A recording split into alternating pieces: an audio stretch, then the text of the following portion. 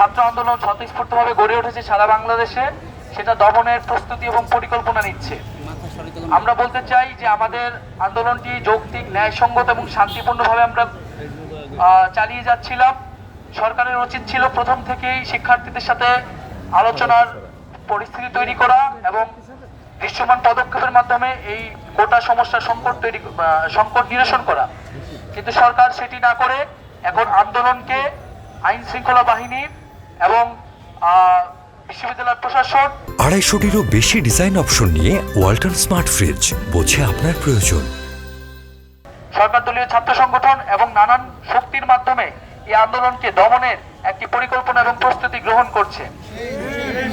আমরা বলে দিতে চাই যে সরকারের এই ধরনের কিন্তু পরিকল্পনা সরকারের জন্যই বুমেরাং হয়ে দাঁড়াবে। আমরা 18 সালের অভিজ্ঞতা দেখেছি। আমরা চাই না এই ধরনের কোনো ধরনের অনাকাঙ্ক্ষিত ঘটনা ঘটুক, এবং যদি সরকার এই ধরনের কোনো উদ্যোগ গ্রহণ করে, অলরেডি যে সরকার শুরু করেছে, তার জন্য উদ্ভূত যে পরিস্থিতি হবে তার দায় কিন্তু সরকারকে নিতে হবে। এবং আমরা যে আমাদের ছাত্র ধর্মঘট সেটি কিন্তু অব্যাহত থাকবে অনির্দিষ্টকালের জন্য।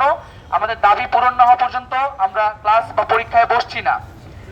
এবং শিক্ষকরা আন্দোলন শেষেও যদি ক্লাস পরীক্ষা শুরু করার চেষ্টা করেন, তারপরেও শিক্ষার্থীরা কিন্তু ক্লাসে ফিরে যাবেন না। ছাত্র ধর্মঘট অব্যাহত থাকবে। আরেকটি বিষয় হচ্ছে যে মামলা করা হয়েছে, আমরা পুলিশের বক্তব্য আপনারা শুনতে পেয়েছেন যে সেদিন কিন্তু পুলিশ বলেছে কোনো ধরনের ক্ষয়ক্ষতি হয়নি। আজকে কেন হঠাৎ করে এই অজ্ঞাতনামা মামলা করা হলো, সে বিষয়ে পুলিশের কাছে আমরা জবাবদিহি চাচ্ছি। এবং এখানে অজ্ঞাতনামা দেওয়ার কোনো প্রয়োজন নেই। এখানে কারা নেতৃত্ব দিচ্ছে এটা খুবই স্পষ্ট। ঢাকা বিশ্ববিদ্যালয়, জগন্নাথ বিশ্ববিদ্যালয়, সাতকুলা সহ সারা বিশ্ববিদ্যালয়ের প্রতিনিধির মাধ্যমে কিন্তু এই আন্দোলন পরিচালনা করছে, এবং আমরা আপনাদের সামনে উপস্থিত আছি। যদি মামলা দিতে হয় আমাদের নামেই যাতে মামলা দেওয়া হয়, কথাটি আমরা বলে দিচ্ছি। এবং ছাত্র সমাজকে এই ধরনের মামলা হামলা দিয়ে কোনো ধরনের ভয় দেখিয়ে লাভ হবে না। আমরা আগামী 24 ঘন্টার মধ্যে এই মামলা প্রত্যাহারের দাবি জানাচ্ছি। এবং যারা বৃহস্পতিবারের রকেট কর্মসূচিতে বিভিন্ন জায়গায় হামলার সাথে জড়িত ছিলেন, পুলিশ বাহিনীর সহ সরকার দলীয় ছাত্র সংগঠন, তাদেরকে আগামী 24 ঘন্টার মধ্যে বিচারের আওতায় আনতে হবে।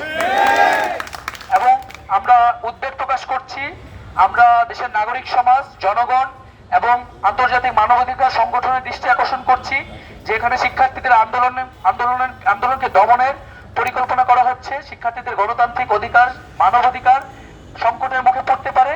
সেজন্য আমরা সকলের দৃষ্টি আকর্ষণ করছি যাতে সরকার এই ধরনের কোনো ধরনের ঘটনা করার সুযোগ না পায়, সে বিষয়ে যাতে আমরা সকলেই সতর্ক এবং সচেতন থাকি।